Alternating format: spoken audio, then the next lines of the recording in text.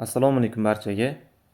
Biz avvalgi darsda farmakologiyaning bo'limlari, aynan umumiy farmakologiya va umumiy farmakologiyaning farmakokinetika hamda farmakodinamika bosqichlari haqida gaplashgan edik. Bugun aynan ana shu farmakokinetikaning birinchi bosqichi bo'lgan absorpsiya haqida gaplashamiz.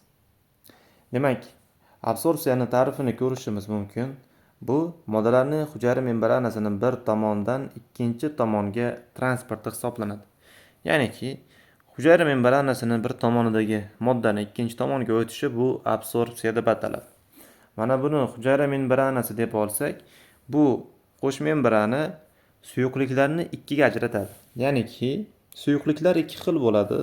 U bo'lishi mumkin ekstrasellyular suyuqlik, hujayraning tashqi tomonidagi ekstrasellyular suyuqlik va hujayraning ichki tomonidagi intrasellyular suyuqlik.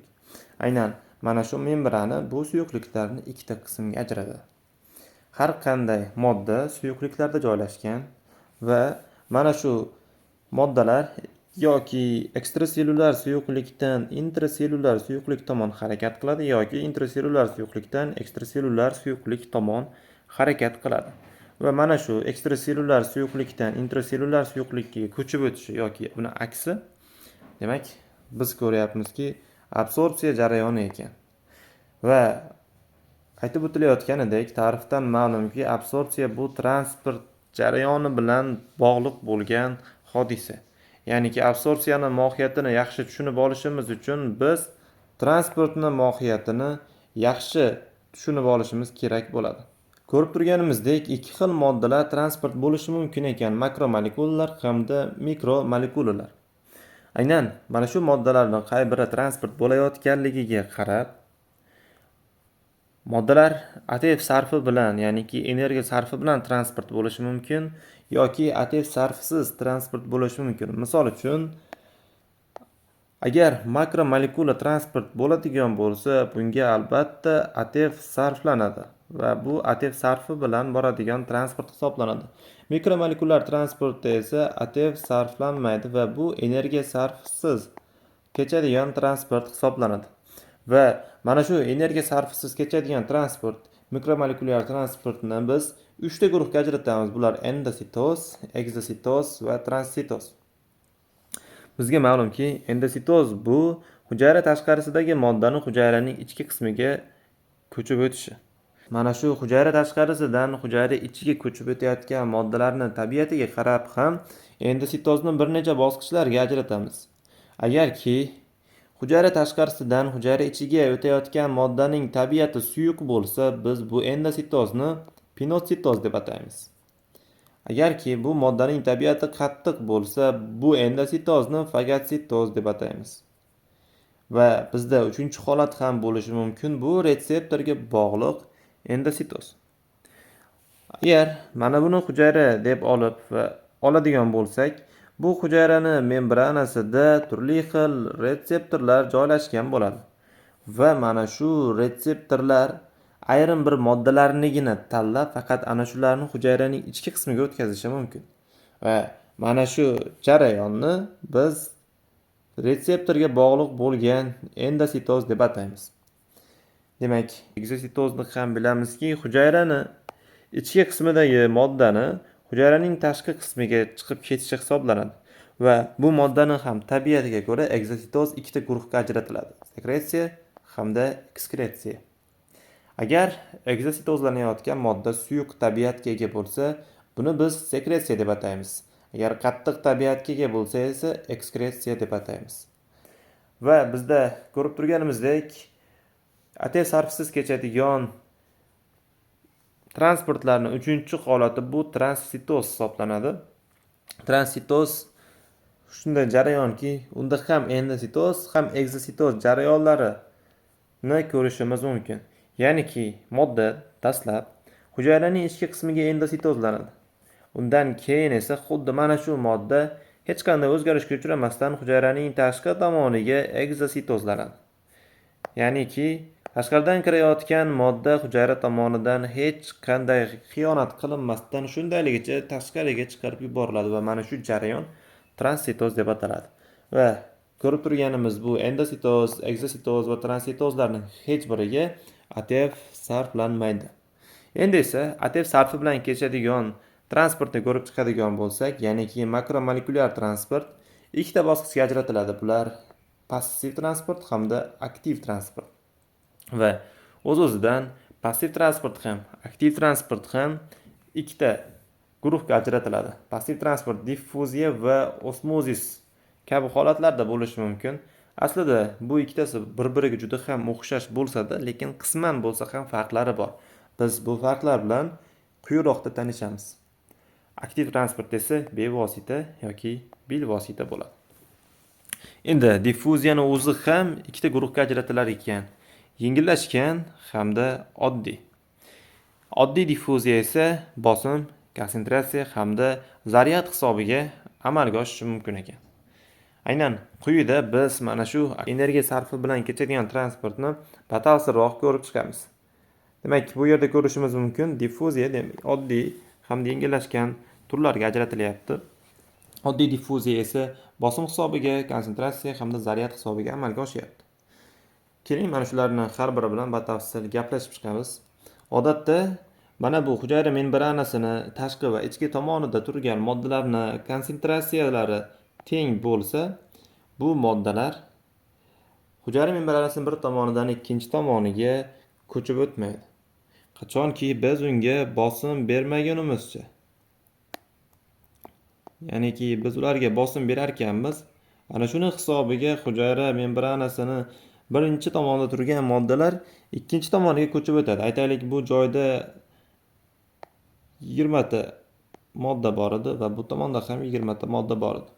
Biz bosim berganimizdan so'ng mana shu joydagi 5 ta modda hujayraning ikkinchi tomoniga ko'chib o'tdi. Natijada bu tomonda 15 ta modda, bu tomonda esa 25 ta modda qoldi.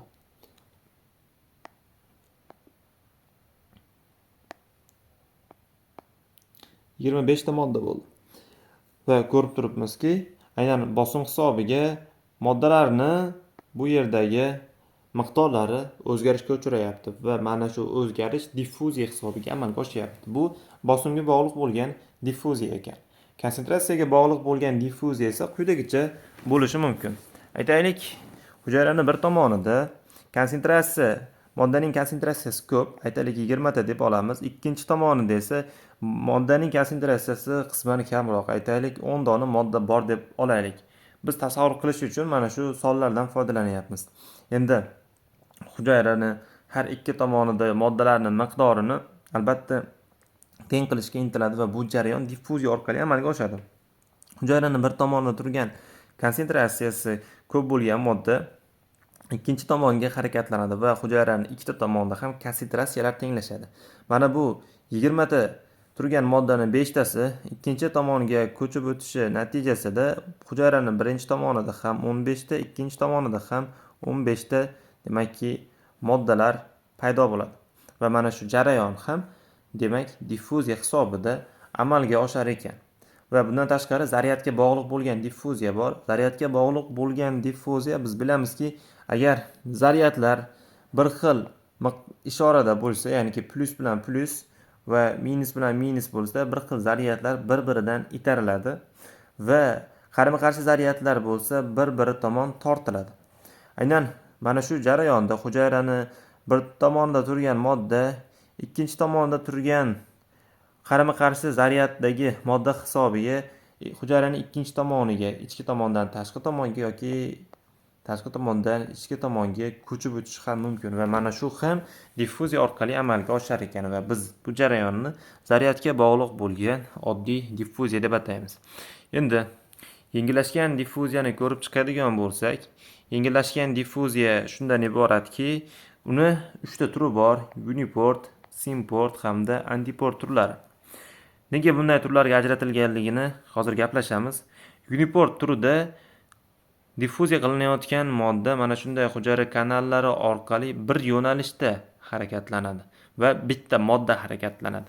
Ya'niki hujayraning bir tomonidan ikkinchi tomoniga faqat bitta modda bir yo'nalishda harakatlanadi. Endi simport ko'rinishda esa hujayraning bir tomonidagi modda ikkinchi tomoniga harakatlanadi va bu moddalar ikki xil bo'lishi mumkin. Aytaylik, mana buni natriy deb oladigan bo'lsak, ya'niki uniport holatda diffuziya qilinayotgan moddani biz natriy deb oladigan bo'lsak, uniport transportda, uniport diffuziyada faqat natriy o'tadi. Simportda esa mana shu natriy o'zi bilan aytaylik glukoza yoki boshqa bir moddani ham olib o'tishi mumkin va mana shuni biz simport deb ataymiz. Ya'niki bunda hujayrani bir tomonidagi modda bir xil yo'nalishda ikki xil modda demak harakatga kelyapti. Antiport yo'nalishdagi diffuziya esa shunday diffuziyaki hujayrani bir tomonidan aytaylik hujayrani A tomonidan B tomoniga bitta modda o'tadi va mana shu vaqtni o'zida, mana shu kanal ochilgan vaqtda hujayrani B tomonidagi boshqa modda A tomonga o'tib oladi. Va mana shu jarayon qarama-qarshi tomonda, qarama-qarshi yo'nalishda kechganligi uchun antiport diffuziya deb ataladi. Demak, diffuziya mana shulardan iborat ekan. Endi esa osmozis holatini ko'rib chiqadigan bo'lsak, biz diffuziyada konsentratsiyaga bog'liq bo'lgan diffuziyani ko'rdik. Bunda moddalarning konsentratsiyasi ko'p bo'lgan tomondan konsentratsiyasi kam bo'lgan tomonga ko'chib o'tyapti.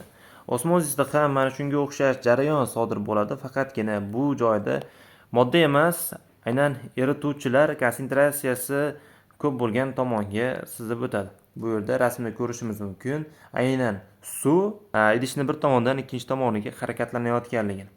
Bu qanday sodir bo'ladi? Buni ko'rib chiqadigan bo'lsak, demak, bizda idish mana bu yerda yarim o'tkazgich membrana orqali ikki qismga ajratilyapti. A va B qismlarga. Buni ko'rishimiz mumkin mana A va B qismlarga. Va birinchi rasmda ko'ryapmizki, idishning har ikki tomonida suvning miqdori bir xil. A va B tomonda ham bir xil. Va mana shu vaqtda mana shu idishni B tomoniga biz aytaylik natriy yo'llarini solyapmiz. Natriy yo'llarini solganimizda mana bu membrana, yarim o'tkazgich membrana natriy yo'llarini o'zidan o'tkazmaydi, faqatgina suvni o'tkazadi. Va mana shuni hisobiga hujayrani, ya'niki idishni B tomonida natriy iollari ko'payib ketyapti. Buni ko'rishimiz mumkin. Idishni B tomonida natriy iollari ko'payyapti va mana shu natriy iollari mana bu OH-larni o'ziga biriktirishi natijasida, ya'ni OH-larni o'ziga tortishi natijasida suvni ham hujayrani B tomoniga torta boshlaydi.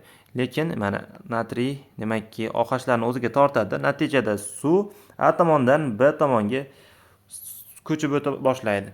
Lekin OH o'zi bilan birgalikda yana mana bu vodorod bilan ham kuchli kovalent bog'lar hisobiga bog'langan va bu ham uzilib ketmaganligi uchun suv to'laligicha hujayrani A tomondan B tomoniga ko'chib o'tadi.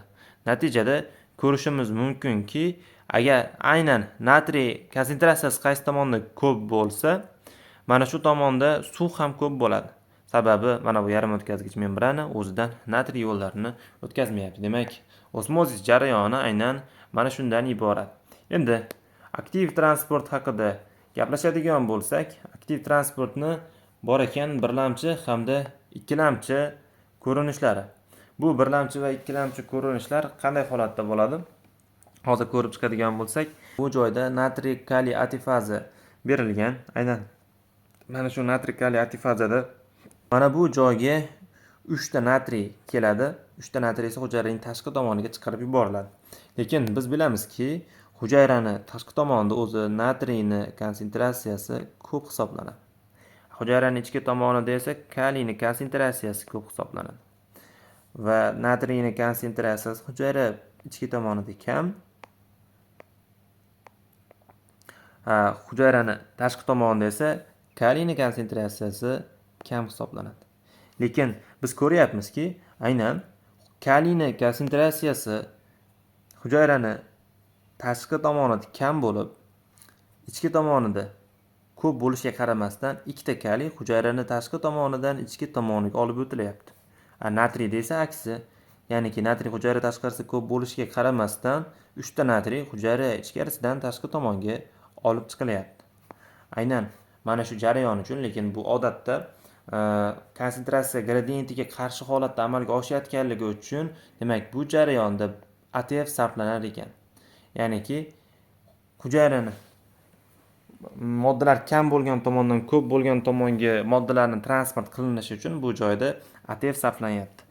Va mana shu ATF, mana bu joyda ATF birikuvchi sayt bilan kelib bog'lanadi va mana shu moddani, mana shu tuzilmani umumiy holatda natriy kaliy ATFazani asosini tuzilishini o'zgartiradi. Natijada esa demak 3 ta natriy tashqariga chiqib, 2 ta natriy ichkariga kirar ekan. Mana shu demakki birlamchi aktiv transport hisoblanadi. Ya'niki ATF sarfi bilan kechayotgan birlamchi transport hisoblanadi. Endi ikkilamchi transport qanday bo'ladi deydigan bo'lsak, biz ko'ryapmiz, mana bu yerda 3 ta natriy hujayra tashqarisiga olib chiqildi, lekin o'zi hujayraning tashqarisida natriyning miqdori ko'p edi. Va mana shu natriy, hujayraning tashqarisidagi natriy tabiiyki hujayraning ichki qismiga qaytib kirishga harakat qiladi. Va mana shu jarayonni o'zida mana shu natriy hujayraning ichki qismiga kirayotgan vaqtda o'zi bilan birgalikda boya aytganimizdek glukozani ham olib o'tishi mumkin. Ya'niki natriy kirayotgan vaqtda glukoza ham natriyga bog'liq holatda kirib oladi. Va mana shu glukozani hujayraning ichki qismiga kirishini biz ikkilamchi aktiv transport deb atasak ham bo'ladi. Ya'niki energiya bu joyda ikkilamchi holatda sarflanyapti. Sababi natriyni hujayraning ichidan tashqari tomonga chiqarib yuborish uchun energiya sarflanganda, endi mana shu energiya bilvosita yordamida glukozani olib kirib berish uchun xizmat qilyapti. Chunki hujayra tashqarisidan hujayra ichki qismiga natriy o'tmasa, glukoza ham o'ta olmaydi. Mana shuni hisobiga biz buni ikkilamchi aktiv transport deb atasak ham bo'ladi. Aktiv transportning uchlamchi ko'rinishi ham bor. Endi mana shu glukoza yana bu joyda antiport holatda hujayraning tashqi qismiga chiqishi mumkin va mana shu joyda bu jarayon uchlamchi aktiv transport deb ataladi. Demak, umumiy holatda transport mana shunday bosqichlardan iborat ekan.